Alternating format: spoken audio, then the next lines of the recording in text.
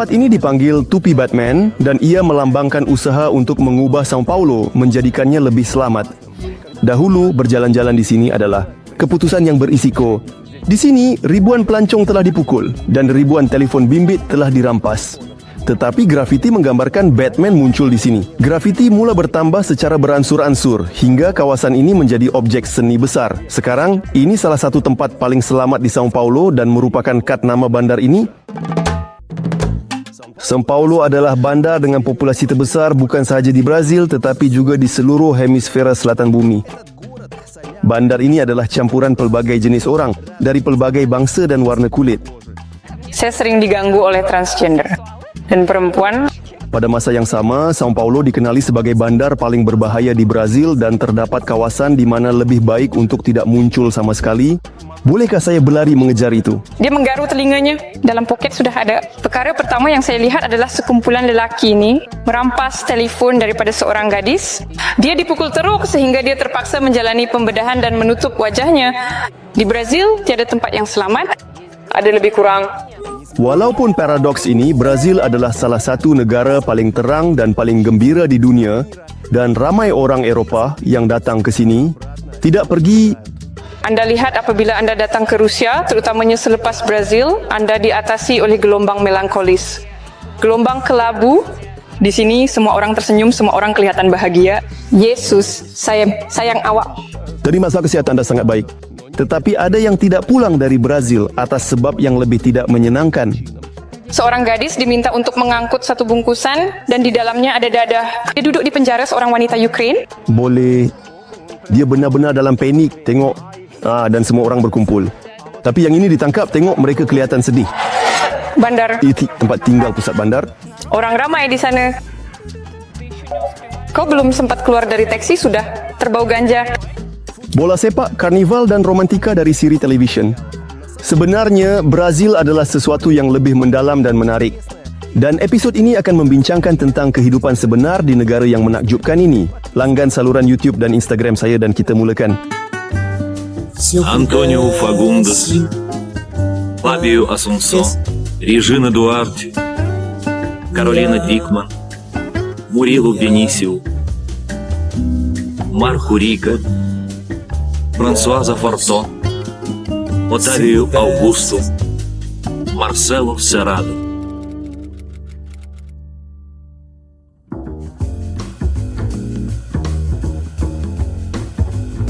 Brazil dan Portugal adalah negara berkaitan dan antara mereka terdapat banyak penerbangan terus. Saya sedang dalam penerbangan ke Sao Paulo. Melalui Atlantik, pesawat besar terbang. Dalam satu barisan ada 10 tempat duduk, makanan disediakan 2-3 kali dan di dalam pesawat ada wifi walaupun berbayar.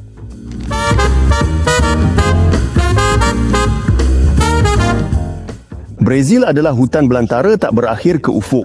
Dan di tengah-tengah hutan belantara ini mengalir Amazon yang tidak berkesudahan.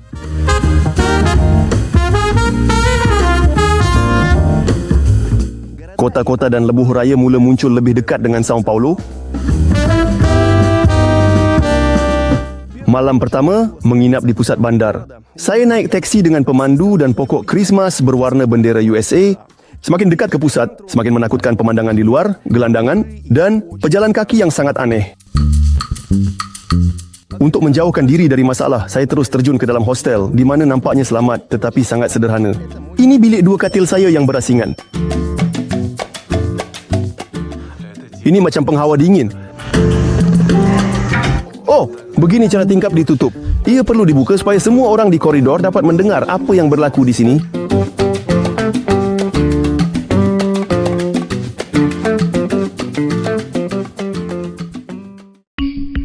Hanya setelah keluar dari bilik saya pada waktu pagi, saya dapat menilai di mana saya berada. Pertama sekali, jelas saya adalah salah seorang yang pertama bangun di kawasan ini. Orang-orang terus tidur di mana-mana saja. Di persimpangan yang sibuk, di bawah kaki mereka yang sedang tidur, yang sudah sibuk dengan urusan penting bagi mereka. Saya tidak bergurau. Untuk mendapatkan sesuatu dan makan, orang malang ini mengais di timbunan sampah, mencari sesuatu yang berharga. Ketiga-tiga mereka sudah membawa beg yang penuh, ini sejenis badazum, mengatakanlah bayi barang. Dan di sini seorang lelaki sedang menyusun kain, sementara orang yang lalu lalang memandang dengan penuh minat pada hasil tangkapannya.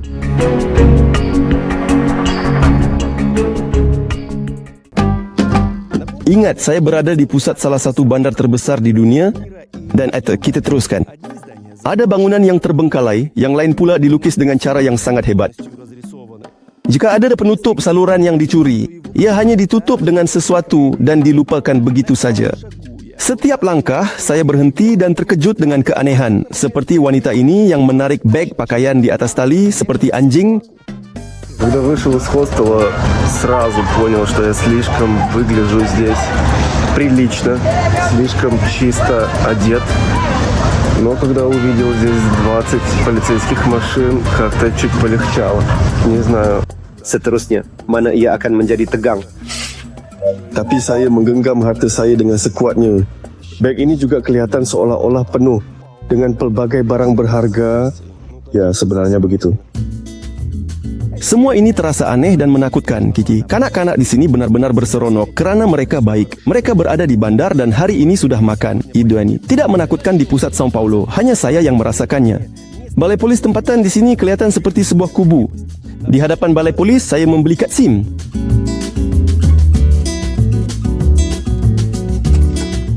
Lelaki yang saya beli kad SIM dari dia berkata, jangan keluarkan telefon di sini. Saya sedang merakam sesuatu, tidak sekali-kali. Kerana walaupun di hadapannya, meskipun ada balai polis di seberang jalan, dia tetap ada orang yang lalu lalang, mereka menariknya keluar.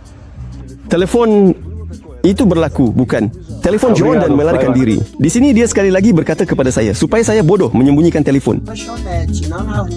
Menyentuh perkara lain, saya sebagai asing tidak dapat mengaktifkan kad SIM. Bahkan polis ini menghabiskan setengah jam dari cutinya, banyak yang dia hubungi, tetapi tetap tidak dapat membantu saya. Masalah yang istimewa dan tidak dijangka adalah bahasa komunikasi.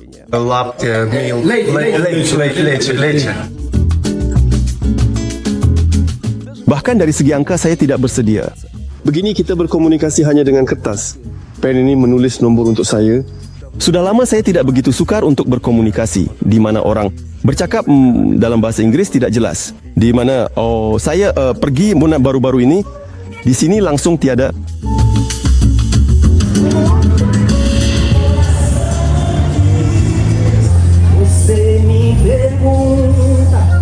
Pusat São Paulo tidak semuanya begitu menakutkan, cuma saya terperangkap di bahagian yang bukan pelancong. Ini adalah Paulista, jalan utama di bandar, dan di sini saya tiba-tiba berada di dalam Brazil yang saya bayangkan. Di sini semua orang sama ada menyanyi atau menari.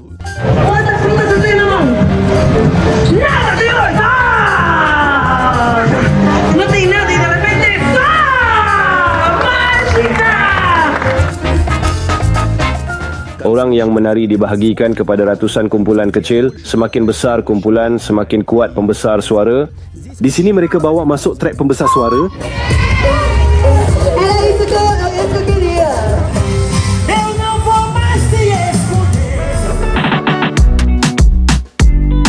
Apa yang pelik, di banyak pencakar langit di sini terdapat menara komunikasi. Itu adalah sambungan yang saya belum ada buat masa ini. Dari bangunan kecil, kuil lama selamat. Orang Brazil seperti orang Portugis, kebanyakannya adalah penganut Katolik. Kepercayaan Kristian tidak menghalang orang Brazil mencintai komunisme. Di sini, jelas kelihatan simbol sabit dan palu yang telah dihapus. Dan di atas bendera merah ini terdapat gambar Lula, Presiden Brazil dan Ketua Parti Sosialis. Pendek kata, dia sering dipanggil hanya sebagai seorang komunis.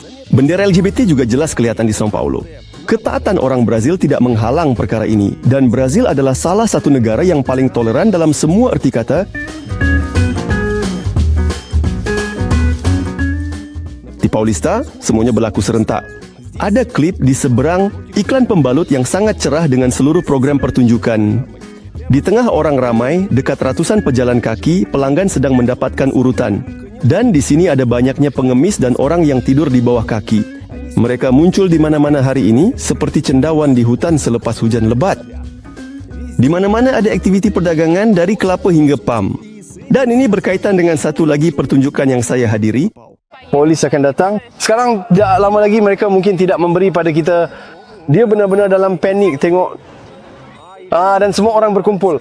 Polis muncul dalam beberapa saat sahaja dan peniaga haram melarikan diri dengan cepat dalam keadaan panik. Mamat ni berlari ke arah polis. Entah kenapa mereka masuk. Mereka mengepung mereka dari dua sisi. Dan ini diterima. Lihat, dia sedih. Tengok ada gerai. Nampaknya sah. Polis baru sahaja lalu dan peniaga-peniaga kembali. Mereka kembali kepada aroma perdagangan. Mereka hanya menunggu di sebalik sudut. Tania berjalan-jalan di Paulista dan setiap kali dia bertemu dengan orang-orang aneh, Dan secara umum di sini kalau tak silap mungkin 4 atau 5 bulan yang lalu saya sedang berjalan dan ada seorang lelaki yang benar-benar telanjang, telanjang sepenuhnya, bahkan tidak ada stokin. Dia menari berpusing seperti gajah dan di tangannya ada sebuah piring mengumpul duit. Dan jujur saya rasa kemungkinan besar dia berada di bawah pengaruh sesuatu. Saya terlupa yang dia telanjang. Saya tidak tahu langsung bagaimana. Jadi secara umum inilah Brazil. Tiada siapa peduli kepadanya, itulah yang menarik. Bayangkan di Rusia bahwa kamu akan melihat seorang lelaki telanjang sepenuhnya pada waktu siang di tempat awam, di mana kanak-kanak bermain. Pasti ada orang yang akan memberi dia pelajaran atau memanggil polis atau kedua-duanya. Di sini semua orang memang begitu. Saya pun tidak tahu bagaimana itu berlaku. Saya ingat ketika ada pilihan raya, Presiden ini Lula, kan? Di sini memang ada orang yang mengadakan bukan sahaja perhimpunan berjalan kaki tetapi juga perhimpunan kereta. Mereka memang berbaris dengan kereta-kereta yang horn, terjerit-jerit bendera berkibar. Boleh juga berdemonstrasi menentang presiden. Ya. Boleh berdemonstrasi menentang sesiapa di sini. sekarang ada acara di sini menentang kemurungan. Proses ini lebih seperti macam ni. Topik maklumat kerana ramai orang mereka fikir apa itu kemurungan, janganlah kamu bersedih, semua akan baik-baik saja. Jadi di sini dari Brazil, apa itu kemurungan? Sebenarnya saya boleh katakan bahawa saya secara pribadi mempunyai kesihatan mental di sini sudah menjadi lebih baik. Saya rasa sebabnya adalah kerana di sini ada akses kepada makanan yang hebat, sihat dan murah. Tropik Selatan melintasi São Paulo, jadi cuaca yang sejuk dan cukup suram di sini sering jarang berlaku. Di sini cuacanya stabil. Di sini sentiasa ada matahari, kadang-kadang hujan, tetapi ia tidak berlangsung lebih dari 40 menit. Tiada musim sejuk yang sejuk, sentiasa suhu positif, jadi badan tidak tertekan. Sebab itulah mereka semua di sini berwarna kemerahan. Mungkin muka saya sudah merah akibat matahari di sini. Saya biasanya tidak berada di bawah matahari selama itu. Kau adalah orang paling putih yang saya jumpa di sini. Saya sentiasa menggunakan krim pelindung matahari. Saya penuh dengan bintik-bintik. Tanya berpindah setahun lalu, saya tidak terbang tapi bersama kucing. Ia ternyata sangat mudah. Gaya mengambil masa seminggu untuk menguruskan dokumen. Tanya bekerja di syarikat Jepun tetapi dia berhenti selepas meninggalkan Rusia. Sekarang saya seperti freelancer. 3D креаторством, всякие там анимации, 3D модели делаю. Но на жизнь здесь хватает. Здесь хватает, да, но мне кажется, в Москве не хватило бы. Sebab saya ingat bagaimana saya hidup di Moskow dengan gaji 70.000 rubel sebulan. Dan itu tidak dianggap sebagai gaji minimum. Maksudnya gaji paling rendah. Ini dianggap sebagai gaji yang agak baik di Moskow. Tapi separuh gaji saya pergi untuk sewa rumah. Ya, separuh yang mana? Bahkan lebih daripada separuh pergi untuk sewa rumah. Sewa rumah satu bilik di Babushkinskaya. Sebenarnya banyak uang dibelanjakan untuk makanan. Sebenarnya saya menyimpan sangat sedikit. Berapa harga sewa apartemen di Paulista atau di sekitar untuk sebulan? Saya rasa sekitar 7.000 rial. Tapi di sini juga boleh ambil telefon atau bagi tumbukan. Ya, kau perlu berhati-hati kerana terutamanya orang tua. Contohnya mereka ambil telefon. Mirabana lebih menyerang orang tua pesara. Dan Zak, seorang warga Brazil, menyewa apartemen bukan di Paulista, tetapi di kawasan yang lebih sederhana yang 10 kali lebih murah. Kami pergi ke sana dengan kereta api dan bas.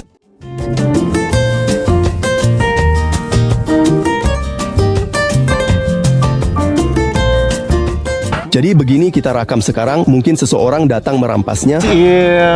Убежать? Да.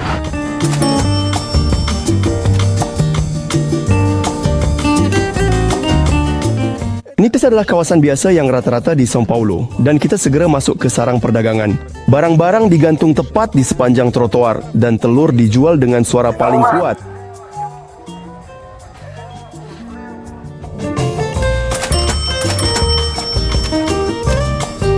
Bagaimana dengan buah-buahan? Brazil memang sebuah kuasa besar dan di atas rak terdapat bom yang sangat cerah dan murah. Mango di sini sangat bagus. $0.50 untuk peluru bersaiz besar. 4 mangga total hanya $2.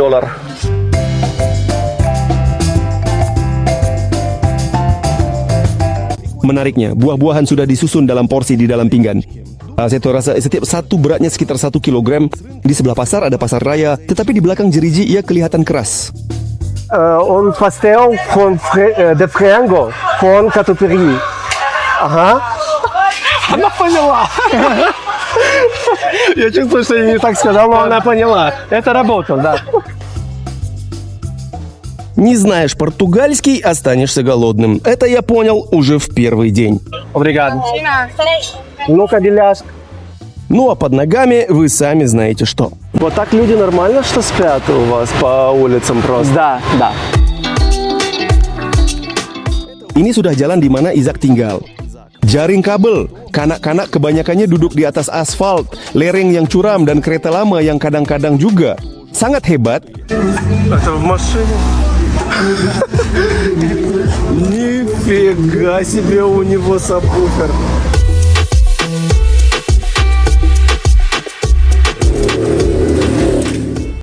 Tapi kawasan kamu ini dianggap sederhana atau kaya atau miskin. Kawasan ini dianggap bagaimana? Ini miskin, sejujurnya. Miskin tidak paling. Есть вообще, есть что, фавелы есть, да? Ну, это нет фавела. Но это бедный, это простый, потому что это как kawasan kaya lebih seperti Pinia Rus.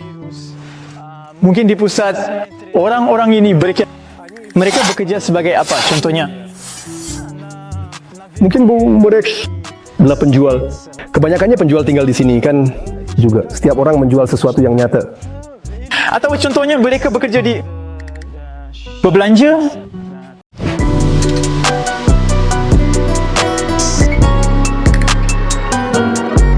Dan Izak tinggal seorang diri. Mungkin ibu bapanya akan berpindah ke sini, tetapi buat masa ini mereka tiada. Dia jarang mengemas, tapi dia masak banyak. Dia ada ketuhar dan microwave di sini. Saya mulai tinggal di sini hampir sebulan yang lalu dan saya adalah orang pertama yang datang melawat ke sini. Tapi kau lebih sering terima tetamu, sering kemas. Mana kau tidur? Ya tidur. Oh, kau ada banyak bilik. Kau boleh ambil semula satu kan? Bolehkah kau sewa bilik di sini? Di setiap rumah di Brazil, kita boleh melihat tong gas. Saya rasa hampir semua orang di Brazil mereka buat macam ni. Sangat menarik cara rumah-rumah ini disusun. Kami mungkin hanya melihat yang seperti ini di tempat percutian di mana pembinaan sangat tidak teratur.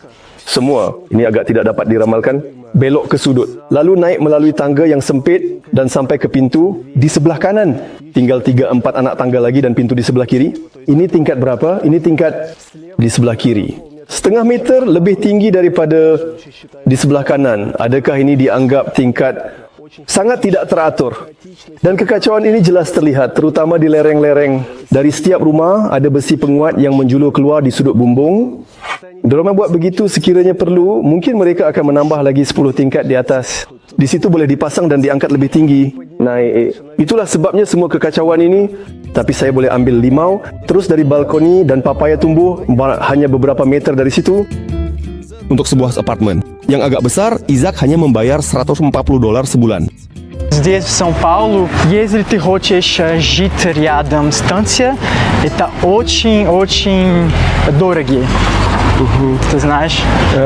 Потому что это очень удобнее жить рядом с станцией. Izak berpindah ke São Paulo 1,5 tahun yang lalu dari Bandar Natal di utara Brazil. Di sana ada pantai yang cantik tetapi sukar untuk mencari pekerjaan. Tapi kenapa kamu berpindah? Sebab saya mahu pekerjaan yang lebih baik. Здесь они платят лучше обычно. Izak juga sangat menyukai bahasa asing dan lebih mudah untuk bertemu dengan orang asing di São Paulo. Kenapa kamu bercakap bahasa Rusia? Baik, saya tidak dapat mencari orang yang bercakap bahasa Inggris. Kamu fasih. Ya. Saya mula belajar pada awal kuarantin je, saya mempunyai banyak masa lapang. Saya mula bercakap dengan orang Rusia secara dalam talian dan saya memutuskan untuk belajar. Kenapa bahasa Rusia? Saya tidak tahu kenapa persahabatan saya nama dan dengan orang Rusia. Izak mempunyai beberapa kenalan yang berbahasa Rusia. Dan kamu berkenalan dengan orang Rusia. Secara dalam talian dan juga di sini di Brazil ada banyak orang. Di sini di Sao Paulo. Makan, pertemuan bahasa. Secara keseluruhan, Sao Paulo terlihat kurang teratur dan miskin. Ia adalah sebuah megacity yang sangat besar. Di sini ada orang dari pelbagai status. Bolehkah kita katakan Sao Paulo adalah seumpama Moskow di Brazil? Ya, tentu saja Jatuh. Ia bukan hanya di Brazil, dia adalah yang terbesar di Amerika Latin dan yang terkaya di Brazil. Nah, dan oleh itu selain daripada katakanlah grafiti, desain dan beberapa favela, di sini terdapat banyak orang kaya yang merupakan yang terkaya di Brazil. Saya ada seorang kenalan yang tinggal di sebuah kondominium yang mempunyai 19 bangunan tinggi. Ia dikelilingi oleh kawasan yang terpisah. Di situ pun Uber tidak boleh masuk jika tidak memeriksa dokumen dan bagasi dan memastikan bahawa ia benar-benar orang itu. Sebab di situ ada bandar mereka sendiri. Dalam bandar, di banyak bangunan mahal terdapat banyak helipad di atap. Dan banyak penduduk di sini pun sebenarnya tidak turun ke tanah, secara kasar boleh dikatakan, tetapi terbang ke tempat kerja dengan helikopter. Di sini juga ada taksi helikopter. Dan atas sebab-sebab ini, Sao Paulo adalah bandar kedua di dunia dari segi jumlah helipad, hanya kalah kepada New York. Sao Paulo kerana ia adalah negeri yang paling kaya. Jadi di sini gaji paling tinggi. Oleh itu, di sini terdapat semua bank, korporasi dan syarikat terbesar. Satu-satunya perkara yang mereka perlu lakukan adalah mereka menempah kereta mereka. Ini yang saya tahu. Saya ada keluarga teman ketika mereka cuba masuk ke dalam kereta di lampu isyarat China. Selepas itu mereka terus menempah semua kereta. Ini Oksana. Dia menikahi Brazil, tinggal di Brazil selama 4 tahun. Dan di sini dan di tanah airnya dia mengendalikan lawatan. Saya sebenarnya tidak pernah terfikir bahawa saya akan berada di mana-mana di Brazil. Saya bertemu dengan Gustavo, suami saya pada tahun 2018 di Irkutsk. Dia kebetulan berada dengan sekumpulan orang Brazil. По Транссибу, и мы там с ним познакомились, в Иркутске встретились. Dan kemudian saya terbang melawat untuk tahun baru dari 18 ke 19 dan menikmati pemandangan. Dia mengajak saya ke Rio de Janeiro. Saya datang ke sini, semua kau terus jadi kosong. Pagan, kau tidak tahu dengan segera kerja macam ni tanpa bahasa dan lebih-lebih lagi dengan pandemik, saya tertekan. Saya sepenuhnya bergantung kepada peraturan. Suasana dalam keluarga Brazil sangat berbeza. Mentaliti mereka sangat berbeza daripada mentaliti Rusia. Yang mereka sudah lama tidak mempunyai pemisahan yang begitu ketara, lelaki dan wanita. Di sini, orang boleh tidak semestinya mendaftar secara rasmi. Bagi mereka itu tidak bermakna apa-apa. Selepas 1,5 tahun, anda boleh menyatakan diri sebagai suami istri tanpa undang-undang. Wanita moden sangat berdikari. Lelaki tidak menganggap bahawa mereka berhutang apa-apa kepada wanita. Ramai yang mengadu kepada gadis itu bahawa mentalitinya sangat berbeza. Sangat berbeza. Dan saya rasa tidak semua orang mudah. Dan ramai gadis di sini yang Rusia berkahwin seperti yang dinyatakan oleh seorang kenalan yang sudah tinggal di sini selama 10 tahun. Kawin dengan pemandu teksi. Jadi, dia bercakap secara kiasan, kesukaran adalah bahawa mereka menjadi bergantung. Maksudnya lelaki itu sedikit berpendapatan. Ramai yang terus melahirkan, maksudnya mereka dalam cuti bersalin. Tiada bapa cuti bersalin, hanya ada 3 bulan lalu kerja semula. Oleh itu jika dia tidak mempunyai bahasa, tidak ada pekerjaan, dia akan jaga anak. Oleh sebab itu terdapat banyak perceraian. Semua bayar nafkah. Kamu tak bayar nafkah atau hubungi anak menjauhkan diri daripadamu. Teman tidak akan berhubung, sangat suka kanak-kanak. Disebabkan larangan pengguguran dan ketidakmampuan untuk menyara anak, ramai lelaki yang menjalani sterilisasi sendiri. Tapi saya tahu tentang kawan suami saya. Gadis itu hamil daripadanya. Dan dia pergi berjumpa ahli psikoterapi, minum, tidak mau, tertekan, minum beberapa antidepresan. Tapi dia menjalani pembedahan untuk sterilisasi. Dan dia berumur 30, dia tidak tergesa-gesa membina keluarga. Gadis tiada kamu sekarang. Tidak, saya bujang. Saya pernah menjalani beberapa hubungan, tetapi tidak pernah saya akan berkahwin. Kamu berancang untuk berkahwin. Ya, Nah, bagaimana dengan gadis Brazil? Da, naверное. Suatu hari saya coba dengan sangat perlahan hubungan dan gadis Rusia yang sangat menarik, tapi tidak berhasil. Ya, mereka menghantar mesej di WhatsApp dengan cepat dan efisien. Mereka sedikit lebih mabuk dan mereka bercakap banyak perkara. Dan akhirnya kami berakhir. Kamu di sini sangat menonjol sekali dan sangat dari keseluruhan orang Brazil. Orang Brazil mendekati kamu. Saya merasa lebih malu karena ini adalah negara yang sangat mesra LGBT dan orang transgender juga mendekati saya sangat sekali. И девушки. Все, короче. А почему они думают, что ты тоже из их или как? Тут как бы нету, как вот di Rusia ada batasan tertentu yang tidak boleh dilalui. Jika di Rusia seseorang yang kamu kenali ingin memelukmu secara tetap, itu perlu ada hubungan yang lebih dekat. Tapi di sini orang yang melihatmu untuk pertama kali, dia hanya jadi kita nampak ada orang memelukmu begitu saja di jalanan. Ya, dan saya sangat tidak suka itu. Jujur, saya sangat tidak suka. Ini adalah salah satu dari unika kenapa saya tidak keluar dari rumah. Kadang-kadang saya juga memberi amaran juga. Jika saya datang ke kumpulan baru, orang yang membawa saya ke kumpulan itu, saya memberi amaran, tolonglah, jangan ada yang menyentuh saya secara fisikal. Saya tidak kisah tak membantu kan. Dalam setahun ini ada hubungan dengan orang Brazil atau hanya dikelilingi orang Jepun. Saya tidak mempunyai hubungan dengan orang Brazil. Dan entah kenapa saya rasa kita tidak klik. Saya telah memuat turun Tinder. Jadi bagaimana nak jelaskan? Mereka sangat lama kekal kecil. Jika kamu di Rusia menetapkan ambang 38+, di sana sudah dari kerja, di sana mereka sudah sangat berdikari. Jadi di sini saya masih belum pasti, saya sedang mencari diri saya. Dia berumur 43. Ya, dan entah kenapa ini di satu sisi ini membuatkan saya marah, tetapi di sisi lain kamu melihat bahawa orang-orang ini mereka lebih moralnya spokojno. Mereka akan kurang mendemoralize kamu, mereka akan kurang agresif, menyalahgunakan dan sebagainya. Tapi jika saya berumur 20 tahun mungkin itu normal. Tetapi sekarang saya mahukan. Itu sedikit kestabilan keuangan. Di laman web pencarian jodoh, tanya menyaring lelaki yang lebih tua. У меня стоит 38, 60. Jadi ada yang tanpa ibu sudah. Ada yang muncul. Tetapi saya tidak tahu entah kenapa. Mungkin saya hanya tidak perlukan hubungan dia buat masa ini. Menurut pemerhatian tanya, tidak semua orang Brazil biasa belanja wanita. Mereka tanya, oh, sebenarnya macam 50-50 atau saya yang perlu bayar? No, если получается так. Apa yang kamu cakap? Perlu bayar? Orang ini hanya akan mengajak kamu ke McDonald's, apa-apa pun. Jadi mereka bertemu antara satu sama lain. Adakah lelaki yang membayar atau seringkali 50-50 mengikut cara Yahudi? Biasanya lelaki. Jika di Rusia, seorang lelaki boleh mengajak seorang gadis, dan di sana entah, saya tidak tahu, macam ya lelaki yang biasa, lelaki yang normal, ini seorang jutawan. Orang Brazil tidak pemurah ketika kencan, jutaan tiada tempat tidur dan jalan-jalan penuh orang tiada tempat tinggal. Jadi kamu одна нет. Я не ухожу одна. Если есть парни, itu masih oke. Di pusat bandar. Ini tempat tinggal pusat bandar.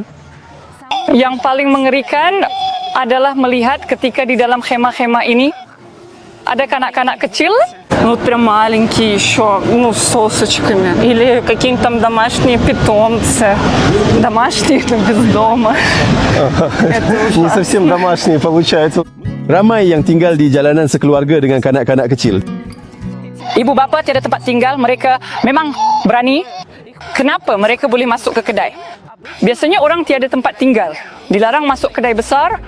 Gelandangan tidak dibenarkan masuk ke kedai, tetapi anak-anak mereka entah bagaimana boleh masuk.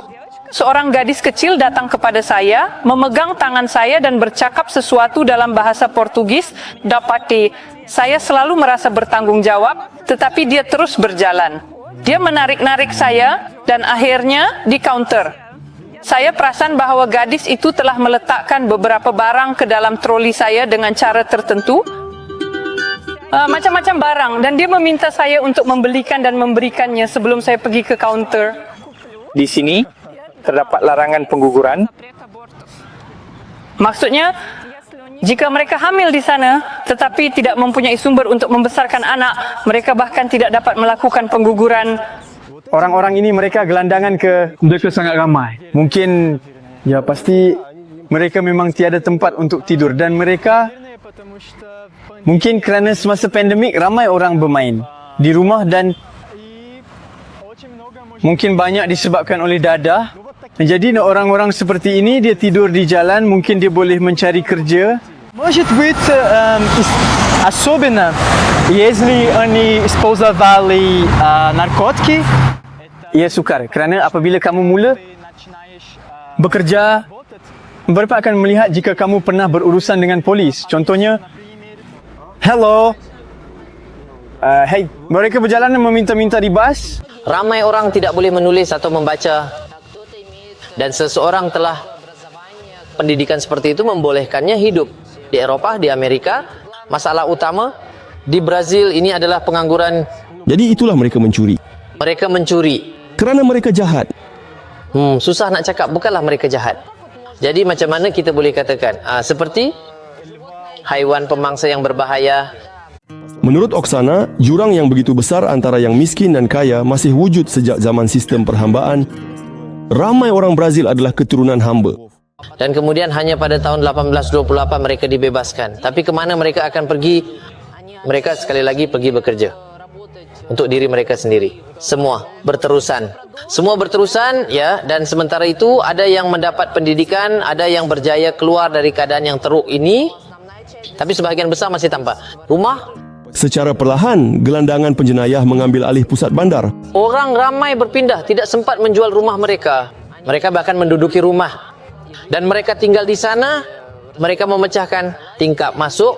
Di Brazil mereka ada undang-undang yang menyatakan bahawa ada demokrasi, jadi tidak boleh sembarangan menangkap orang. Jika pada awal bulan bahkan kurang tuan rumah mengadu bahawa apartmennya telah diduduki, maka mereka boleh diusir siapa yang menduduki secara paksa. Jika selepas sebulan berlalu harus ke mahkamah untuk bukti dia ada di situ. Sekarang sebut pusat bandar sebagai tempat berprestij. Orang ramai berpindah muni dari situ penduduk kerana tidak berprestij sukar dijual. Gelandangan kira-kira menduduki satu bangunan kemudian mereka diusir. Mereka mengatur kesatuan sekerja mereka sendiri, mengibarkan poster menyatakan anda tidak boleh usir kami. Jadi maksudnya inilah prosesnya. Tapi mereka diusir. Ya, tidak ada yang diusir, ada yang masih tinggal sebagai gelandangan. Ini adalah proses panjang. Tapi lebih berbahaya daripada di pusat bandar, di favela. Ini adalah kawasan setinggan undang-undang tidak berfungsi, berbahaya. Tentang favela, saya telah keluarkan video khas di saluran saya. Lihat dia, jika kamu belum pernah lihat. Di sana undang-undang tidak berfungsi dengan baik, kan? Ya, di sana pun menakutkan saja. Polis tidak akan pergi ke sana. Tapi suatu ketika ibu mertua saya bekerja di sebuah organisasi masyarakat. Mereka berada di favela, dikelilingi senjata otomatik, hampir ditembak. Siapa kamu semua? Dan dia menjelaskan kepada mereka dari komuniti, kami tidak mau melakukan buruk kepada kamu, dan mereka dibebas. Kerana sebagai pemandu pelancong, Oksana menghadapi banyak masalah ketika membawa pelancong di pusat Sao Paulo. Katedral utama di pusat bandar. Sudah tentu semua bangunan bersejarah, sangat cantik. Maksudnya semua ini mudah saja. Jadi tak boleh tidak tunjukkan. Pusat untuk pelancong. Ini adalah jantungnya kan. Tapi dataran itu begitu. Di mana mereka memberi makan kepada orang miskin. Datanglah beberapa usahawan. Di sana memang ada barisan yang terbentuk dan ada kumpulan orang. Mungkin sama seperti pelancong di sana, lebih mudah untuk merompak. Kamu boleh berjalan tanpa memahami, seolah pada saat ada saja yang muncul remaja merampas teleponmu, penunggang basikal. Jadi agresi seperti ini di siang hari adalah agresi merampas. Tapi di sana untuk mendekati dengan pistol, dengan pisau, bukan di sana. Saat malam di tempat sepi. Remaja di Brazil benar-benar sangat berbahaya. Seorang gadis Rusia, kawan saya, baru-baru ini memutuskan bahawa dia boleh entah di pusat seolah-olah ada jalan yang lebih kurang untuk sampai ke rumahnya, teleponnya dirampas. Dan dia secara otomatik entah bagaimana melindungi dirinya dengan tangan. Akhirnya dia dipukul teruk sehingga dia kemudian terpaksa menjalani pembedahan untuk menjahit wajahnya. Di sini adalah kebiasaan bahawa jika ada kekerasan lebih baik menyerah, jangan melawan. Di sana di Brazil tiada tempat yang selamat. Ada lebih kurang, tapi malam jika kamu berjalan di mana-mana, kamu boleh terjumpa apa saja. Mencari barang yang dicuri tidak ada gunanya. Merampas ketika telefon tidak dapat dijumpai. Di Rio Favelas tiada siapa pergi. Berapa banyak uang yang perlu mereka bayar. Ini menunjukkan di mana, tepatnya di favela, di Gorete. Siapa yang tidak pergi ke sana? Tapi di dalam bas mungkin berbahaya. Mungkin sesuatu boleh berlaku di dalam bas. Punk. Tidak. Biasanya tidak. Hanya jika ada banyak orang dan viewers seperti dalam poket boleh dicuri. Dan mungkin ada seseorang yang akan mencuri dari beg kamu. Kawan saya, mereka mencuri 2 di jalan ini. Jadi dia kehilangan 2 telefon. Nampaknya sedikit lemah mungkin. Dia nampak lemah, jadi mereka lebih sering ambil yang seperti itu. Ya, saya rasa begitu. Jadi contohnya, telefon saya dicuri. Jadi bolehkah saya berlari? Mengejar orang itu, berlari dan merampas semula, atau lebih baik tidak? Jika dia tidak mempunyai pistol, tetapi dia mungkin mempunyai senjata, ya. Kerana kadang-kadang mereka ada, kadang-kadang tidak. Apabila saya sampai di sini sebenarnya, contohnya saya sangat takut. Cuma entahlah, malam itu saya rasa takut. Saya rasa ada seseorang masuk ke dalam apartmen saya. Dan pada masa yang sama, di Rusia kamu tidak takut kerana kamu ada pintu besi seperti ini. Dan saya bukan bercakap tentang di mana rumah, tetapi tentang pintu kamu, apartmen yang besi. Pintu di sini siap plastik. Kau akan mahu, kau akan mengusirnya. Saya mendengar diri saya, ya Tuhan, saya paling tidak sesuai untuk Brazil. Saya tidak pernah pergi ke karnival. Saya tidur di luar, tepatnya di atas kardboard. Jangan kira saya tidak pernah ke Brazil. Saya secara grafik berada di Brazil, tetapi jiwa dan fikiran saya mungkin masih tidak di sini. Di Jepun saya rasa sangat hebat. Sebenarnya di Rusia ada kebimbangan, di sini ada kebimbangan, di sana tiada kebimbangan. Tapi di sini saya juga merasa kebimbangan saya sedikit kurang berbanding di Rusia. Jadi lihat, kamu cakap bahawa di sini kamu takut untuk keluar apabila sudah gelap. Dan tetap kamu rasa di sini lebih selesa berbanding di Rusia. Di Rusia kamu keluar berjalan pada waktu malam. Di Rusia ia bergantung kepada kawasan. Tapi di sini di Brazil menakutkan di mana-mana. Ini adalah sejenis anti-privilege. Orang-orang dengan faraj. Katakanlah, kami setuju bertemu, kamu cakap hanya apabila sudah terang. Saya tidak keluar sama sekali pada waktu malam. sebab ia menakutkan. Sebenarnya di sini ada banyak. Nah, yang ini bukan basikal-basil tetapi skuter. Dan mereka hanya bergerak begitu dan kamu tidak sempat perasan bagaimana semuanya boleh dicuri dari kamu yang kelihatan mahal. Ya, saya pernah mengalami beberapa cubaan tetapi saya sudah menghentikannya lebih awal. Ada secara ringkas satu trik. Jika Anda melihat beberapa jenis situasi berbahaya berlaku dengan Jude on the moped, Anda perlu mengambil barang Anda secara terbuka. Supaya faham kamu bertahan. Ya, perlu lihat begini. Betul. Ada beberapa kali sedikit salah faham yang mereka fikir saya sedang menggoda. Jadi mereka mula membunyikan horn macam, oh, gata, senyora. Kebiasaan Brazil tetap ada pada tanya walaupun dia berada di tanah air. Ngomong ada satu kejadian dengan kawan di Moskow. Dia ada beg di tangannya. Dia minta saya tanya, tengok berapa banyak kedai yang beroperasi di peta Google, di peta Yandex. Dan saya cakap, sekarang kita boleh masuk dengan baik. Ke mana-mana kedai? Saya tengok, dia cakap, ya kenapa pergi kedai? Saya cakap, ya supaya telefon tidak dicuri. Dia cakap, engkau semua bodoh. Itu kamu di Rusia. Kebiasaan Brazil menarik perhatian.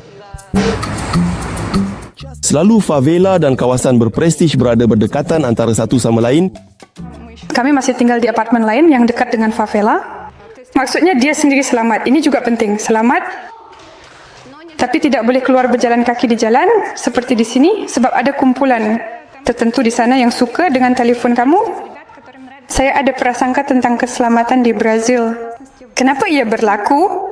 Nah, sebab bila kami tiba pada hari pertama, kami naik kereta dan kawasan dengan favela itu sangat-sangat dekat, dan perkara pertama yang saya lihat adalah bagaimana Tolpat Ki.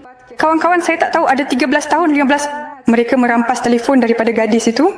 Ini adalah kesan pertama saya. Mereka menyerang dia, merampas orang Brazil. Kesan pertama tidak selamat sebab telefon boleh dirampas. Di tanah air saya sekarang pun sangat-sangat berbahaya. Amaran udara yang berterusan, bahaya serangan roket yang sentiasa ada, tapi selalu selamat. Dari segi jenayah yang rendah, tiada siapa yang akan merampas telefon atau wang tunai daripadanya. Vita tinggal bersama anaknya di belakang jeriji ini dalam kompleks kediaman yang baik. Di sini ada gym, bilik mandi, tandas, dan di sana ada spa yang saya tidak pernah pergi. Apa sebenarnya? Ya, kerana saya datang dari Ukraine, di mana tidak ada elektrik, ada hari. Ketika tiada internet mudah alih, ada hari yang sukar. Apabila kami duduk dalam kegelapan, mungkin ada 5 hari. Dan bagi saya, pergi ke spa terasa terlalu mewah. Di sini harga apartemennya $300 Austin ke atas. Jadi sewa diterima supaya jumlah bilik tidur sepadan dengan jumlah bilik mandi. Maksudnya ada 2 bilik tidur dengan 2 bilik mandi, 3 bilik tidur, 3 bilik mandi. Kami sering mempunyai apartmen 3 bilik dan 1 bilik mandi, 1 tandas. Di sini tidak begitu. Ditambah dengan bil utility, ditambah dengan pelbagai pipe. Это вся инфраструктура, она тоже Дополнительно. стоит определенных денег, да. Vita berpindah ke Brazil dari Ukraine semasa perang. Saya bekerja di pasaran Singaita, pasaran berbahasa Rusia. Tetapi saya tidak mahu bekerja di situ lagi. Dan saya mula melihat kepada pasaran lain yang sedang berkembang. Dan saya melihat kepada pasaran di Indonesia, India, dan juga Brazil. Saya sangat suka Brazil kerana ia terletak di Amerika Latin. Ia adalah negara yang sedang membangun yang maju dengan populasi 200 juta orang berbahasa Portugis. Saya mula merancang perpindahan lebih awal. Musim bunga yang lalu, saya ketika itu masih dari Ukraine. Saya beli SIM card di Brazil. Saya buat WhatsApp Brazil untuk diri sendiri. Dan kemudian saya berhubung dengan para blogger, cuba untuk berhubung dengan mereka melalui penterjemah. Saya tidak tahu tentang Tugal, saya masih tidak mengenalinya. Sudah ada blackout di Ukraine, saya hanya bekerja secara jarak jauh.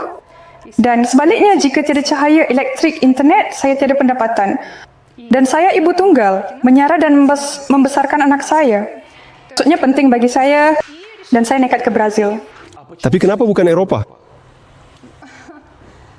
Ya, ramai orang Ukraine. Saya pergi ke Eropah. Ramai orang Ukraine di sana. Di mana-mana ada bantuan mereka akan memberi kamu, tetapi di sini tiada apa-apa. Saya mempunyai pendapatan tertentu, dan Eropah kadang-kadang agak mahal bagi saya. Kalau hidup sendiri Eropah mahal? Dan saya hidup dengan cara saya sendiri. Jika bercakap tentang beberapa negara, dengan tahap kehidupan yang baik, tahap kehidupan yang tinggi, jadi itu agak mahal. Ditambah pula, saya ada anak, itu adalah tadika swasta, jarang ada tadika percuma. Dan di Eropah pula sejuk, saya tidak mahu menilai kekuatan saya secara berlebihan kerana Brazil juga berbeza-beza. São Paulo adalah bandar yang mahal. Kawasan ini dianggap mahal, jadi sekolah-sekolah di sini juga mahal. Tapi ada bandar-bandar lebih murah dan kawasan lebih murah. Bahkan di São Paulo ada kawasan yang murah. Tapi mereka tidak selamat. Jadi saya rasa duit saya cukup di sini. Iklim seronok siri Brazil yang kami tonton semasa kecil. Vita mempertimbangkan untuk pergi ke Kanada. Saya sekarang gembira kerana saya tidak pergi ke Kanada. Kerana di Kanada perlu ada 2 orang dewasa yang bekerja dan seorang anak. 1 orang dewasa dan 1 anak, apatah lagi jika berlainan jantina, itu adalah sebuah apartmen 2 bilik. Itu mungkin agak sukar. Di Brazil saya rasa kita boleh memulakan dan berkembang dengan cepat termasuk dalam perniagaan.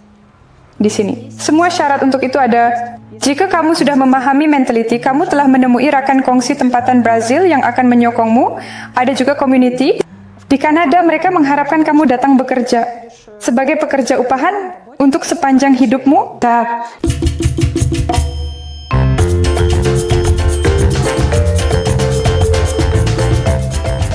Inilah stesen-stesen yang meriah di São Paulo. Di dalam kerumunan terdapat banyak wanita cantik Brazil dan setiap mereka berbadan bertatu. Seperti biasa, ada saja yang tidak berfungsi. Kali ini, kad bank yang diterima hanya kadang-kadang. Saya hanya menaiki pengangkutan secara percuma kerana mereka tidak dapat menggunakan kad-kad itu. Di dalam metro, tiada apa yang luar biasa kecuali orang-orang yang aneh. Di sebelah saya ada seseorang yang menjerit, mengeluarkan bunyi.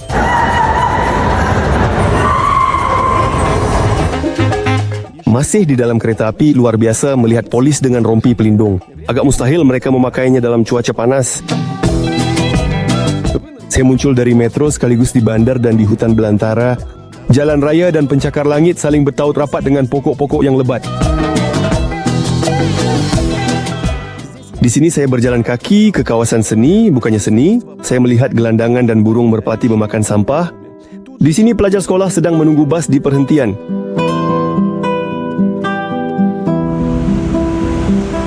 Semua di sekeliling saya berubah dengan agak mendadak dan dinding-dinding menjadi lebih ceria.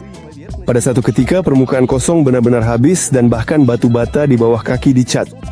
Gadis-gadis cantik beratur untuk bergambar dengan karya agung ini. Penerbangan imajinasi para artis tempatan membawa kita ke angkasa dengan angkasawan Brazil dan makhluk asing. Sudah tentu ada.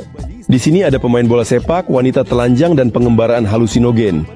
Tetapi selain mereka, ada juga makcik biru ini yang mengingatkan seseorang. Lorong yang sangat gelap dan berbahaya. Orang ramai pun takut untuk masuk ke sini kerana penagih dadah berkumpul di sini. Dan pelbagai orang yang aneh-aneh. Dan pada satu ketika, lukisan grafiti Batman muncul di sini ketika gerakan hip hop mula berkembang. Di sinilah Batman muncul. Di sini pada pendapat saya adalah Batman. São Paulo adalah salah satu ibu kota grafiti di dunia. Dan artis-artis hebat seperti Cobra berasal dari sini. Di sini juga ada kesatuan pelukis grafiti. Berkaitan dengan kawasan berbahaya ini, pada satu ketika pelajar mula menetap di sini. Apabila golongan muda mula membina bar, pada mulanya itu harganya mahal kerana pelajar-pelajar ini tidak kaya. Dan kemudian pelajar-pelajar mula tertarik ke sini, datanglah para pemuzik dan artis. Dan kawasan ini ia menarik golongan muda yang kreatif. И в итоге потом еще он стал не просто дешевым, а наоборот уже стали приезжать более известные художники, архитекторы, музыканты. Dan kawasan ini menjadi lebih mahal. Nah, sebenarnya di sana ada kelawar. Di sana adalah bengkel Kutuma Cobra. Ini adalah salah satu pelukis grafiti yang paling terkenal dan bahkan pejabat bandar Moskow pernah menjemputnya untuk membuat grafiti Maya Plisetskaya 150 meter persegi. Di sini, tidak jauh dari tempat ini, seorang ahli musik, Villa Negro. Kawan-kawannya pada satu malam mengecat seluruh lorong ini dengan warna hitam, tapi hanya dalam 2-3 bulan para pelukis grafiti berkumpul dan memperbaikinya. Maksudnya semua kerja ini yang ada di sini semuanya masih baru. Keren, Kotuos, tapi saya tetap ingat di bandar mana saya berada dan berusaha untuk berwaspada. Beberapa lorong di sini walaupun cerah tetapi tetap menimbulkan rasa cemas. Saya nampaknya sudah gila kerana saya membenarkan diri saya untuk menjauh lebih dari 5 meter di São Paulo. Dari teknik saya, dari dompet saya dan dari semua barang saya. Tapi di sini Kenin mau di bawah perlindungan Batman. Ternampaknya itu mungkin kerana orang ramai berjalan dan menerangi dengan telefon mereka tanpa rasa takut. Selain Batman, di sini juga menghormati Bob Marley dan minatnya terhadap ganja. Ini budak lelaki dalam penampilannya secara terbuka menjual alat untuk penggunaan dan di sini nampaknya dia sedang memotong rumput, bahkan stokin pun dalam tema reggae. Di sebelah seorang budak kecil bersama ibunya sedang membuat souvenir.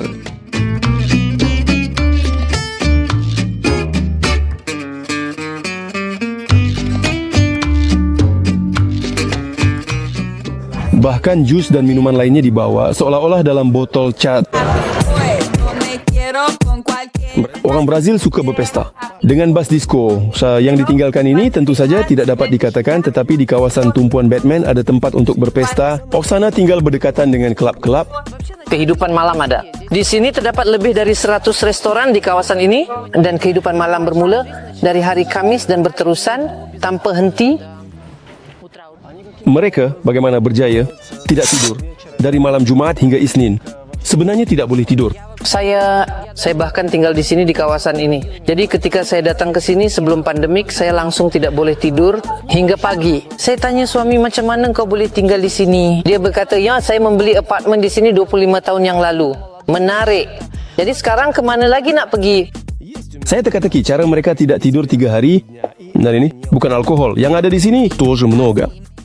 Alkohol, wine putih merah, ada Argentina, Chili murah. Yaitu ia tidak experience apabila mereka minum di sana dan semua mata mereka berkaca. Ya, di sini semuanya lebih, semuanya asli. Di sini sangat susah untuk tidur. Berapa banyak yang perlu diminum untuk tidur dengan wine yang baik? Melihat banyaknya alkohol di rumah, saya sedar suami saya seorang peminum. Ya, betul. Kita tak biasa ada banyak alkohol di rumah. Tidak, tetapi saya dari Moldova, ia sangat mudah. Anda punya Kabinova bagus di sana? Очень легко спить Ya, за вином. Selain alkohol, di Brazil juga ada masalah serius dengan bahan narkotik lain. Melalui negara ini terdapat saluran pengedaran besar dan apa-apa jenis dadah di sini harganya sangat murah. Pada pendapat kamu, adakah sering orang di sini muncul di jalanan dalam keadaan terpengaruh dengan sesuatu? Pagi ini saya berjalan-jalan, saya rasa setiap orang kedua sekurang-kurangnya. Selalunya, ini macam dilarang di sini. Mengikut undang-undang tak boleh guna macam ini. Selalu orang menggunakan di depan mata tani. Dan di sana, belum sempat masuk, sudah ada di depan pintu. Orang di... Semua orang seolah-olah bersepah, semua orang mengambil. Ya, dan di situ memang ada bau. Kau belum sempat keluar dari taksi, sudah terbau ganja. Ramai yang datang ke Brazil untuk mencari duit dengan membawa bahan terlarang. Selalunya ini berakhir dengan buruk. Seorang gadis diminta untuk membawa sesuatu ke dalam beg dan ada dadah. Dia berada di penjara wanita Ukraine. Wah, Ya, betul. Dan komuniti Ukraine, mereka ke sana bantu gadis ini. Но вытащить они никак не могут уже. dan di sini di kawasan ini adakah benar ada yang akan datang dan menawarkan dadah? Ya, tapi saya tidak menggunakan dadah. Saya tidak tahu sebenarnya bagaimana untuk mencarinya. Sekurang-kurangnya di sini. Tetapi saya yakin di jalan seperti itu sudah. Jika kau bertanya di mana saya boleh mencari dadah, sudah tentu ada sesiapa yang menawarkan kau. Tiada pengunduran. Ramai orang di sini merokok ganja. Di kalangan bohemia kita, di mana para pemuzik suka, di sini seringkali kita boleh merasakan bau ganja ini.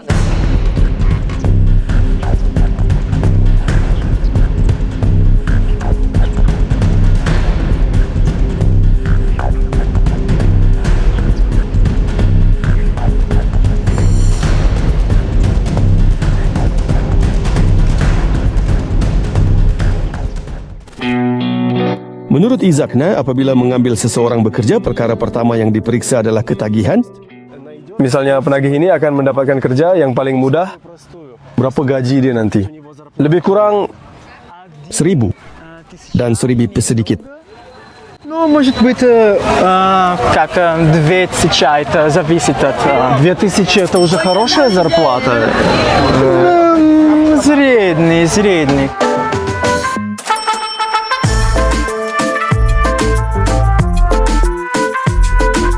Tentang harga di São Paulo, ada perbezaan besar. Ini saya sedang makan di kafe di kawasan baik dan ini seorang lelaki duduk di depan tingkap saya mencari duit, membersihkan kasut. Di kawasan tidak menyenangkan dekat asrama, burger itu 3 kali lebih murah, tetapi ia dibuat dari daging kering. Banyak momen kecil yang menarik dari perjalanan ke Brazil saya siarkan di Instagram saya dan saya lampirkan dalam cerita terkini. Ya, di situ juga semua perjalanan saya yang lain dan setiap hari saya berusaha untuk memuat naik sesuatu dalam cerita dari tempat di mana saya berada sekarang. Masuklah, langganlah Finstea. Fofa Karmanov.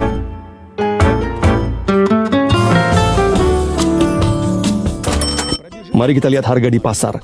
Jika ditukar dari real Brazil, minyak berharga $1,5, bir kurang dari $1 untuk 1 tin, 80 sen untuk pasta, donat $1, $0,5. Roti berharga, jus $2-3 untuk 1 pack dan 1 pack susu berharga $1. Фруктов много, но я прям копеечных не нашел. За этим надо на рынок. Dan kali pertama saya pergi ke pasar, saya minta 2 kepala salad iceberg. Harganya 2 real. Itu lebih kurang 20 rubel. Dan saya pikir itu mungkin harga untuk 100 gram. Dan saya coba bertanya berapa semuanya. Ya, dan mereka berkata 1 real untuk 1 kepala. Tapi produk Brazil yang paling utama, seperti yang kita ingat, adalah kopi. kopi di sini. Memang hebat dan sebenarnya saya sudah tahu tentangnya sejak lama. Sebab saya sangat suka kopi dan ketika saya tinggal di Moskow, saya sentiasa membeli kopi untuk diri saya.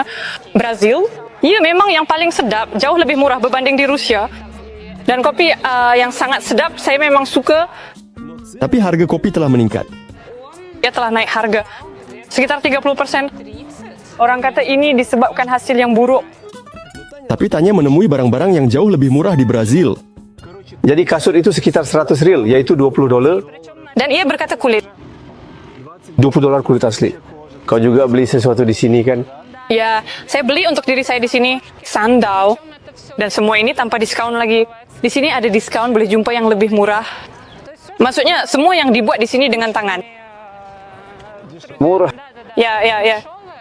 Murah, kau boleh pergi ke kafe hampir setiap hari di sini. Apa yang dianggap di sini? Tempat yang mahal. Banyak tempat yang hebat, betul-betul hebat.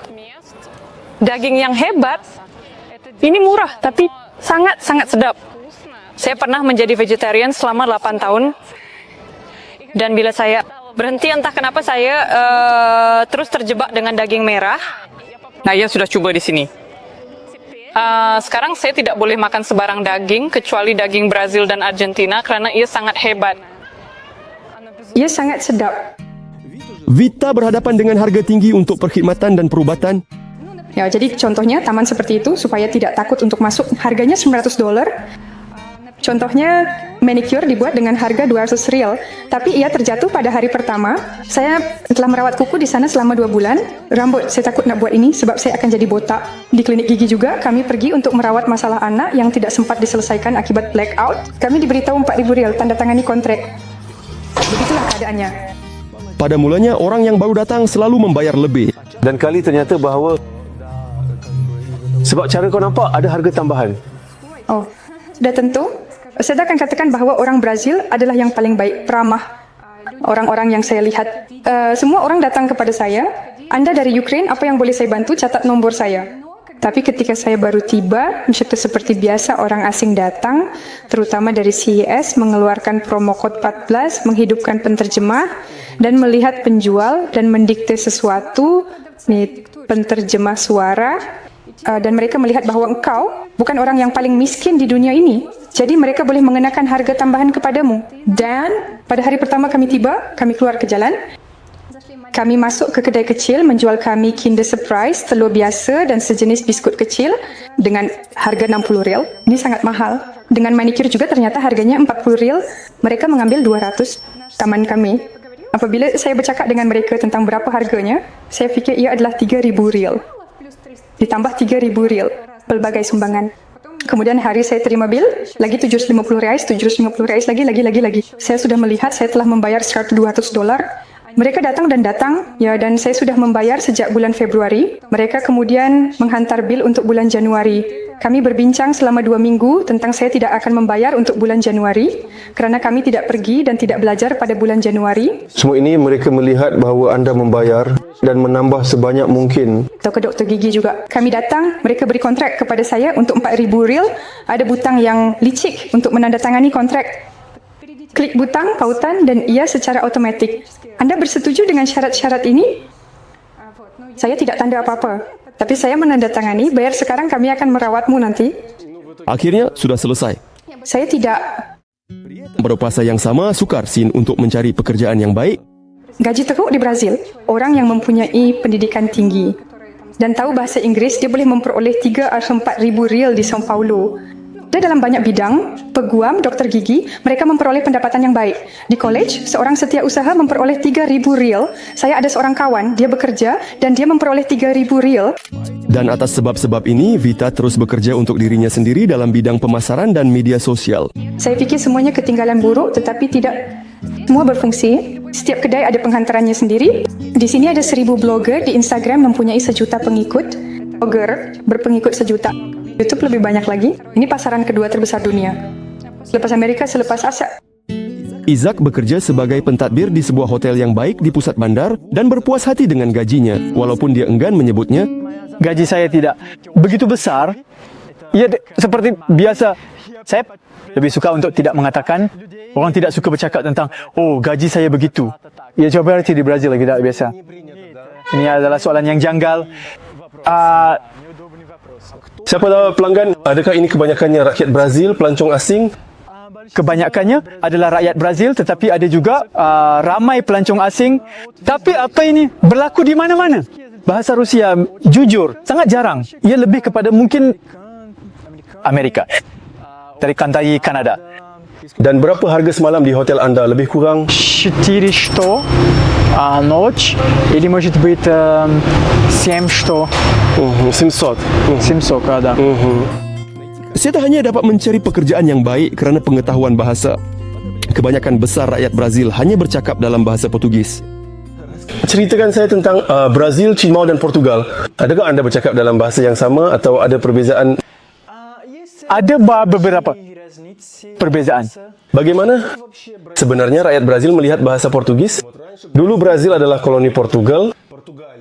Apakah perasaan mereka sekarang Brazil ke Portugis? Bagi saya cukup baik. Saya rasa orang Brazil tiada masalah jika anda orang Rusia, jika anda orang Amerika. Walaupun bahasa Portugis mendominasi di São Paulo, bandar ini sangat pelbagai dari segi etnik. Malah, orang Portugis di sini tidak dalam majoriti. Dari kumpulan terbesar, ada 1 juta orang Arab, 3 juta orang Afrika, 3 juta orang Portugis, dan 6 juta orang Itali. Ya, bahkan lebih banyak daripada di Rome atau Milan. Gelombang migrasi ke Brazil tidak pernah berhenti. Dan contohnya, hasil daripada salah satu gelombang ini adalah stesen metro ini, yang dibina dengan bantuan migran Armenia. Satu lagi kumpulan etnik besar di São Paulo adalah orang Jepun. Mereka di sini berjumlah 300,000 dan tanya terlibat dengan komuniti Jepun. Kenapa kamu berkawan dengan begitu ramai orang Jepun di sini? Sebab saya pada asalnya bekerja di syarikat Jepun di 2 tempat. Saya bercakap dalam bahasa Jepun dan secara amnya saya suka semua budaya Jepun ini. Dan kebanyakannya, semua kawan saya di sini adalah orang Jepun tulen yang dilahirkan di Brazil. Isaac mempunyai akar Portugis.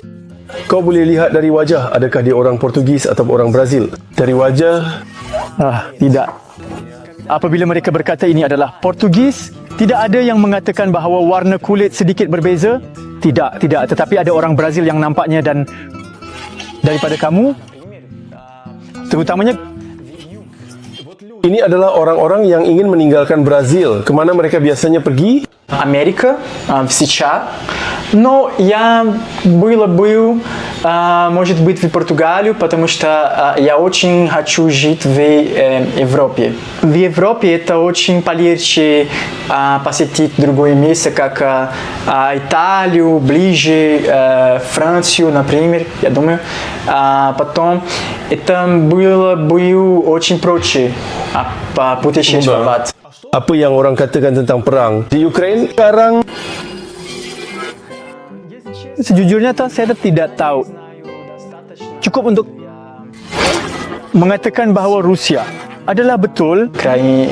Украина правильно или нет, но я только думаю, что население нет виновны, как если Путин, если Зеленский делают так или так, это население невиновны. Saya ingin pergi ke Rusia atau Ukraine, ya. Tentu saja. Tapi sekarang tidak peperangan. Bahkan saya ingin lebih ke Rusia, tetapi saya tahu mungkin di Ukraine lebih murah. Dan kerana sekurang-kurangnya orang-orang berkata bahawa Ukraine itu murah. В отеле, например. А с русскоязычными ты общаешься здесь? Русских найти можно, но мне не очень хочется. Ну, типа, я уехала из России, где одни русские, в Бразилию, чтобы искать русских. По России тоска была? Была по друзьям, по родным. Kita akan makan ketika saya merayakan Paskah. Saya hanya memasak borshi untuk diri saya sendiri di sini, memasak pancake dengan krim masam. Dan saya pernah berada di rumah. Ya, itu sahaja. Saya rasa begini. Saya pernah bercuti di Rusia. Kau faham, bila kau tiba di Rusia, terutama selepas Brazil, kau akan diserang dengan serta-merta dengan gelombang. Kerinduan dengan gelombang kelam. Kau lihat, orang-orang semua sangat penat. Dengan sedikit kemarahan, di sini semua orang tersenyum, di sini semua orang bahagia. Kadang-kadang tanya, pergi ke Rusia? Saya ada... Nenek sudah berusia 93 tahun. Selagi ada peluang untuk melihat keluarga, saya akan memanfaatkannya. Saya datang ketika dalam diri saya ke bandar asal saya, terus di lapangan terbang. Kami baru saja keluar. Mereka sesuai dengan kita. Pegawai polis, daripada kata macam selamat sejahtera, saya harap dokumen dan semua benda saya jatuh. Saya rasa semua seorang mereka sedang menunggu saya. Rupanya, pendek kata, ibu saya menyalakan rokok. Di sana tidak boleh merokok. Mereka hanya menahan dia kerana rokok. Dan saya hanya berdiri pada masa itu dan berfikir, sudah. Ya, kau ditahan dan pergi ke Brayville. Walau bagaimanapun, selepas soalan tentang keburukan Brazil, tanya tidak dapat dihentikan. Ini mungkin tempat pertama di dunia dalam ingatan saya di mana saya tidak boleh mengeluarkan wang atau menukar. Sebenarnya ada masalah. Dengan itu, mesin ATM tidak berfungsi. Semua tempat tukar ditutup pada hari Ahad. Adakah normal di sini ada sesuatu yang tidak berfungsi di Brazil? Saya akan kata begini, jika di sini ada sesuatu yang berfungsi, itu sudah satu kemenangan besar. Ya, tidak dapat ingat sama sekali, Kak. Jika di Moskow saya cahaya selalu terputus. Di sini ini adalah perkara biasa bahawa mereka akan mematikan elektrik beberapa kali seminggu. Kau buat temu janji entah ke mana, saya tidak tahu, dengan tukang gunting rambut. Kau akan sentiasa menunggu di sini. Tidak penting berapa banyak kau buat temu janji. Dan sistem kesihatan ini benar-benar teruk. Jika secara ringkas, depan ada sistem di mana kau bayar untuk insurans sekali sebulan. Tetapi untuk berjumpa doktor, kau perlu buat temu janji 30 hari lebih awal. Maksudnya sebenarnya apabila kau baru saja membeli insurans, kau tidak boleh menggunakannya. Dan baiklah, itu mereka sentiasa dipindahkan. Mereka mempunyai rangkaian klinik yang besar. Dan klinik-klinik ini terletak di bangunan bertingkat. Di pusat membeli belah, tiada siapa yang menerangkan kepadamu bagaimana untuk mencarinya. Mereka hanya memberitahu kau nama jalan dan nombor rumah, cari mana kau mahu. Saya datang waktu mereka tidak menerima saya. Kami hanya menerima orang yang sedikit bercakap Portugis. Saya cakap, saya hanya mau tunjukkan kertas. Tidak, maaf. Saya duduk di situ selama 2 jam. Syarikat insurans menelpon semula saya, kata mereka pergi ke rumah, rakaman dibatalkan. Di Rusia mereka akan segera bangkit dan berkata, apa, kamu sudah gila? Dan di sini tiada siapa pun yang memberi reaksi. Jadi ini berlaku kepada orang Brazil saya atau ini? Daripada ya, macam pembatalan penjadualan semula atau apa-apa lagi, itu tidak dianggap sebagai perkara besar. Ya, di sini pada dasarnya bahkan pelanggan pun tidak memberi reaksi terhadap itu, terutamanya Macam ya dalam sebulan lagi? Ya, saya kebetulan tidak ada urusan dalam sebulan yang akan datang. Ya, tanya juga tidak berpuas hati dengan teksi dan penghantaran. Tapi faham tak orang di sini? Tidak perlukan lebih daripada itu. Kami ada permintaan yang tinggi untuk penghantaran makanan, teksi, dan pelbagai perkara kecantikan seperti kuku, bulu mata, dan sebagainya. Di sini tidak ada perkara seperti itu. Di sini kita anggap bahawa tanpa usaha, kamu tidak akan dapat hasil. Ikan-ikan kolam, apa saya makan? А здесь больше именно про то, чтобы жить Не париться. и не париться. Да, вот это вот реально акуна матата. Saya menghabiskan separuh masa saya di São Paulo untuk menyelesaikan masalah sambungan, tetapi saya masih tidak dapat menyelesaikannya. Saya tetap menggunakan roaming. Ternyata lebih murah bagi saya daripada pilihan lain dengan sambungan tempatan. Tetapi, menurut Oksana, sangat sukar untuk marah kepada orang Brazil kerana mereka, baik secara genetik, Bagi mereka, seperti ada dalam darah mereka kesopanan semuanya, senyuman semuanya. Ketenangan adalah perkataan kegemaran mereka. Fuck. Dengan tenang. Dan mereka sangat menghargai kesopanan. Kekasaran tidak boleh diterima sama sekali. Di sini mereka tidak boleh berkata tidak. Lebih baik berkata ya dan tidak melakukannya daripada berkata tidak. ya, tetapi ada nuansa. Ya, atau berkata ya. Dan pada saat terakhir misalnya ketika kami dijemput untuk pindah ke rumah baru kawan suami saya pada tarikh yang tertentu. Saya tahu yang kami akan pergi ke Rio sebelum itu. Dan saya cakap, tidak Andre, kami tak boleh. Oksana, Anda tak boleh buat begitu. Kita perlu berkata, ya terima kasih, kami akan datang. Dan Anda tidak boleh datang ke sana pada saat akhir. Bagi kita itu lebih teruk. По-нашему То это есть ты как бы хуже, кидаешь в последний конечно. момент. Mereka tak boleh sebaliknya. Bagi mereka tidak boleh, kita perlu berkata, ya. Tidak datang daripada menolak. Посмотри, вот здесь тоже светит к нашему дому. Ke rumah Anda, situ kamu tinggal kan? Да. Ну-ка попробуй. Это да. Все, давай вперед, сынок. Это сын Виты Лев. Он ходит в бразильскую школу уже несколько месяцев. Lev, di mana kamu suka tinggal di Ukraina atau Brazil? Жить в Украине. Kamu lebih suka di Ukraina. Потому что я люблю бабушку и дедушку. Siapa kawanmu di sini? Apa nama mereka? Теодор. Теодору? Ini budak Brazil ke? Dan kamu berkomunikasi dengan dia dalam bahasa Brazil? Да, португальская. Ya, dalam bahasa yang saya sebut sebagai bahasa Brazil, budak itu sudah mula bercakap dalam beberapa bulan pertama. Знакомиться, это Алла. Малый ходит здесь в садик. Dia pergi ke sekolah, dia berumur 4 tahun. Dia pergi ke kumpulan kanak-kanak berumur 4 tahun. Pengajaran dalam bahasa Portugis, terdapat aktiviti seni, plastisin, menari, padang bola sepak kecil, membeli seragam.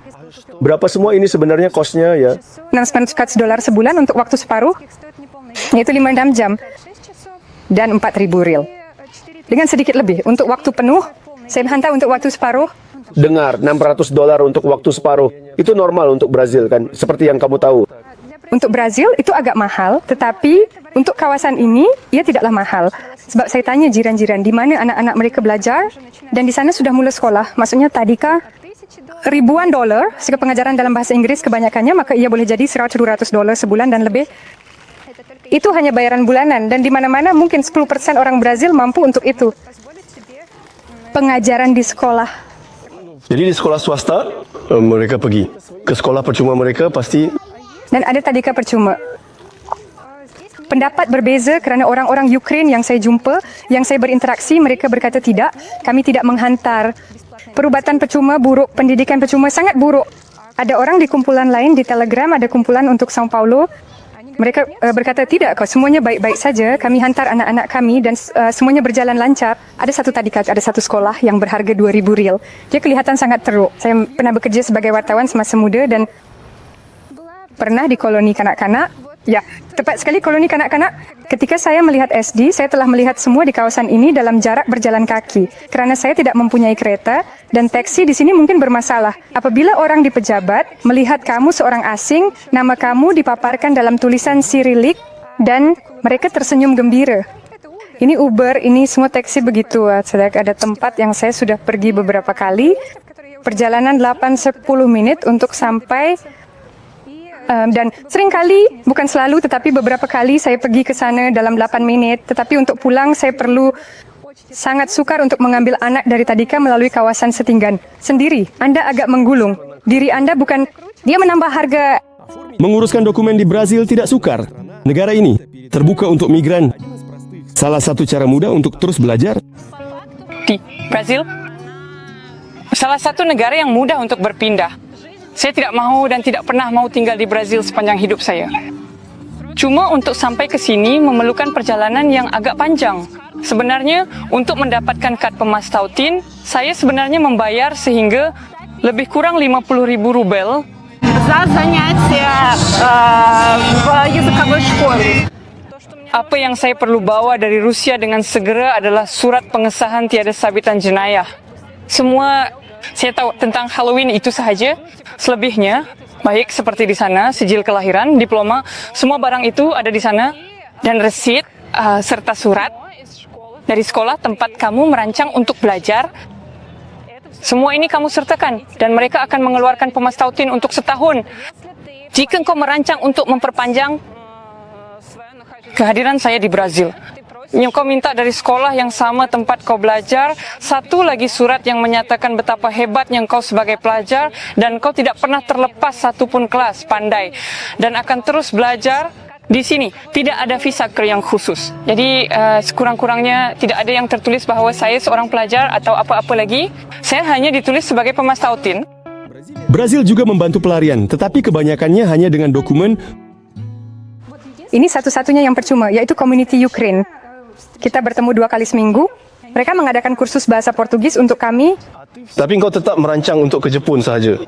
Tapi di sana lebih mahal. Jika anda terus bekerja dari jauh, anda dapat mengatasinya. Sebenarnya itu adalah mitos besar bahawa di sana lebih mahal. Tanya mana-mana orang Jepun dari Tokyo yang datang ke Moskow, dia akan kata bahawa di Moskow lebih mahal. Dan itu memang benar, di Moskow lebih mahal daripada di Tokyo. Dan baru sekarang mereka mengalami inflasi untuk pertama kalinya. Dalam 40 tahun, pertama kali mereka mengalami deflasi. Sebaliknya, semua harga mereka menurun. Saya akan buka satu rahsia. Pada masa video ini dikeluarkan, Tanya sudah berada di Jepun, di mana dia merancang untuk tinggal lebih lama. Vita sekarang tinggal di utara Brazil, tetapi dia ingin kembali ke São Paulo.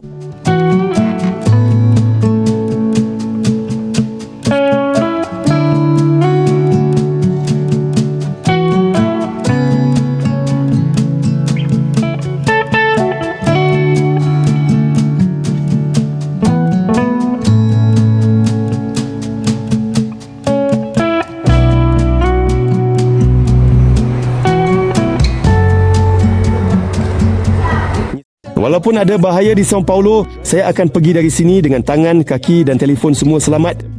20 juta orang tinggal di sini untuk berseronok, menari, minum, jatuh cinta dan jika bernasib baik, hidup dalam kebersihan. Brazil akan sentiasa berada di dalam hati saya dan di saluran saya. Langgan di YouTube dan Instagram. Di mana-mana ada Vova Karmanov. Selamat tinggal!